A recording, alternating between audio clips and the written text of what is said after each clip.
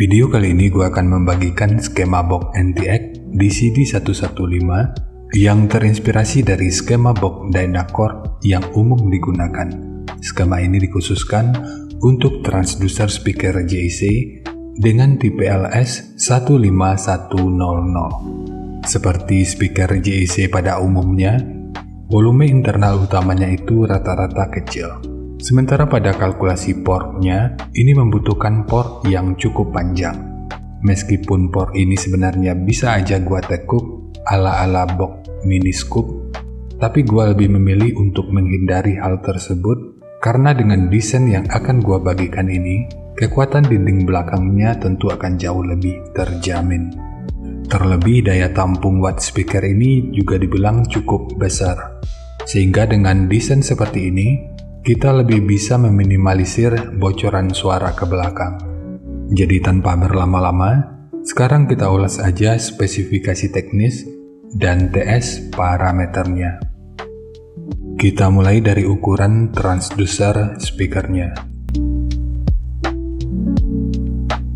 Untuk diameter lubang pada box, ini ukurannya 359 mm, ukuran magnetnya 218 mm, ukuran total dari magnet hingga gasket 179 mm, ketebalan gasket 11 mm, ukuran antara baut 373 mm, ukuran terluarnya 389 mm.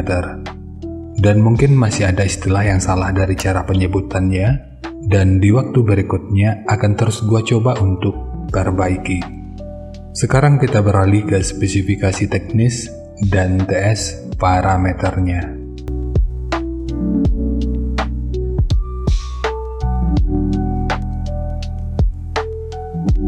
Untuk nominal diameter, ini ukurannya 385 mm atau 15 inci.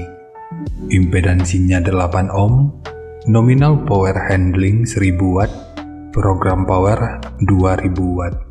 Jika lu masih ragu dengan perbedaan antara nominal power handling dengan program power ini udah pernah gua bahas pada video yang akan gua selipin pada pojok kanan atas video ini, atau nanti bisa juga dicek pada kolom deskripsi. Kemudian untuk sensitivitas pada 1 watt per 1 meter, ini 95 dB.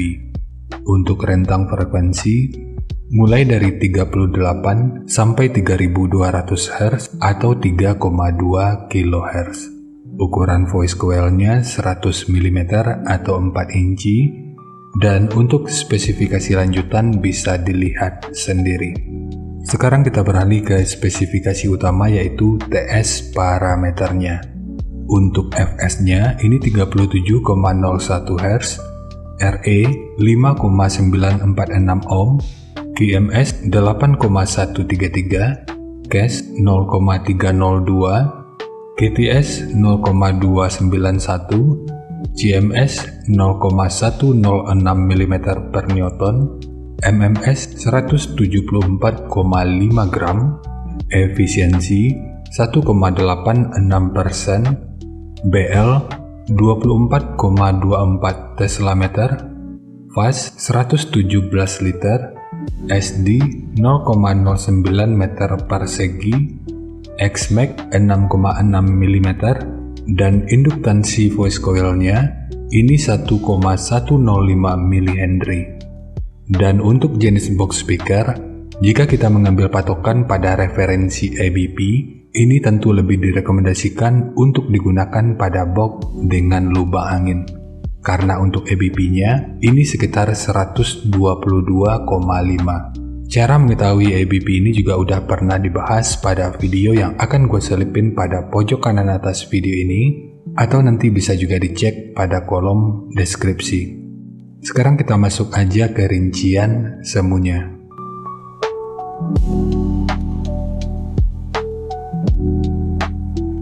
Untuk rincian semu, poin yang gua gunakan di sini adalah 1000 watt pada minimum impedansi 6 ohm. Lalu rekomendasi titik potong bawahnya di 60 Hz dan untuk atasnya boleh menyesuaikan. Ini sifatnya tentu nggak mengikat, jadi nanti bisa dicoba aja sesuai karakter yang diinginkan. Dan untuk slope, nanti juga boleh menyesuaikan. Kemudian untuk puncak SPL-nya, ini diperkirakan mencapai sekitar 127 desibel. Harap diingat, semua ini merupakan rincian semu, jadi bisa lebih baik atau bisa aja lebih buruk dari yang diperkirakan. Karena untuk efisiensi akhirnya itu juga akan dipengaruhi oleh beberapa faktor, apakah itu kerapian dan kepresisian dari pembuatan box, kualitas bahan, hingga equipment yang digunakan. Sebelum melanjutkan, harap baca deskripsi video karena ada beberapa informasi tambahan terkait bahasan yang ada pada video ini.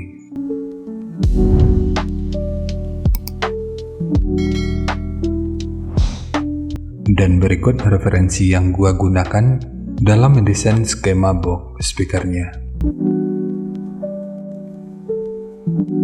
Jadi dari transfer function magnitude ini kita bisa melihat meskipun dipotong di 60 Hz, frekuensi 52 Hz ini udah bisa direspon pada minus 3 dB dan 56 Hz pada 0 dB. Kemudian untuk respon dari portnya,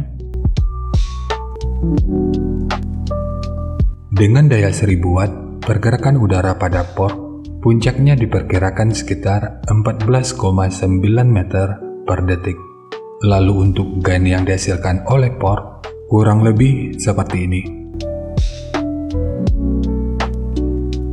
Jadi secara teori, di sini port akan membantu dalam merespon frekuensi bawah hingga sekitar 46 Hz pada minus 3 dB.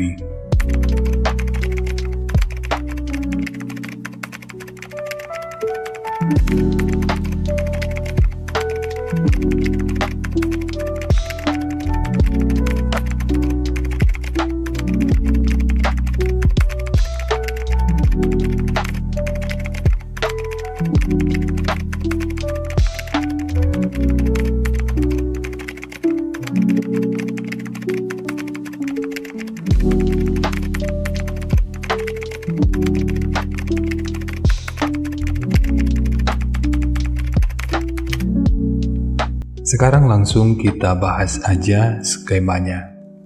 Untuk multiplex, ini menggunakan multiplex dengan ketebalan 18 mili. Kita mulai dari tinggi. Jadi tinggi box ini adalah 600 mili, panjang ke belakang 700 mili, kemudian lebarnya 450 mili. Yang perlu diingat, ketiga poin ini merupakan ukuran terluarnya. Sekarang kita beralih ke ukuran internalnya. Untuk port, tinggi portnya adalah 130 mili. Kemudian untuk triplek dari dudukan speaker ini menggunakan dua lapis, satu sebagai dudukan utama dari transdusernya dan satu lagi sebagai penguat dari dinding luarnya. Dan bagian dinding luar ini tentu juga sangat penting, jadi jangan di skip. Sebab peranan dinding luar ini akan cukup berfungsi dalam memperkuat serta meredam hentakan dari output suaranya.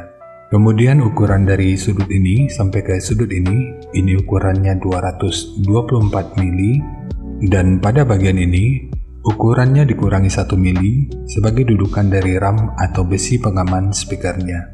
Kemudian ukuran dari sudut ini sampai ke sudut ini ukurannya 422 mili. Ukuran dari sudut ini sampai ke sudut ini ukurannya 124 mili. Ukuran dari sudut ini sampai ke sudut ini ukurannya 260 mili. Kemudian di sini ditambahkan penguat berupa sekat yang bentukannya seperti ini. Untuk ukurannya 220 mili dengan ketebalan 36 mili. Biar lu nggak ragu, 36 mili ini merupakan hasil penggandaan dari dua potong multiplex 18 mili.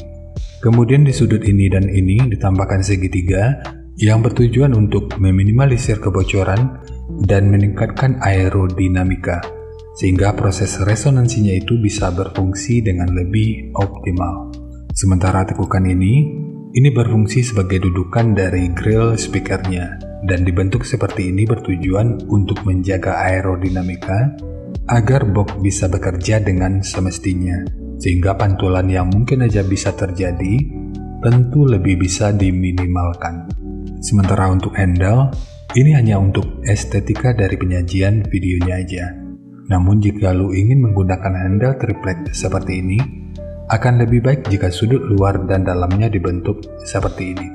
Jadi nanti tinggal lu custom aja sesuai kebutuhannya. Jadi ya segitu aja untuk skema dari box NTX DCD115 khususnya untuk transducer speaker JEC dengan tipe LS 15100.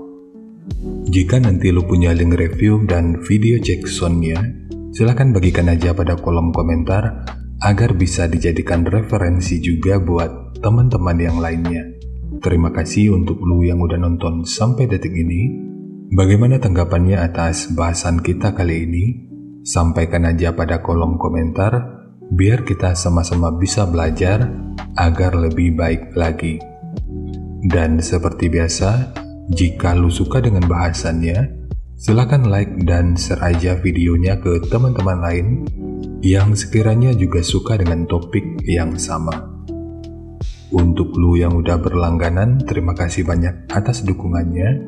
Dan untuk lu yang belum berlangganan, jika berkenan, bantu subscribe-nya. Dan jangan lupa untuk baca kolom deskripsi dan kunjungi juga tab komunitas untuk mendapatkan informasi dan update terbaru. Jadi ya segitu aja, dan kita ketemu lagi pada video yang lainnya.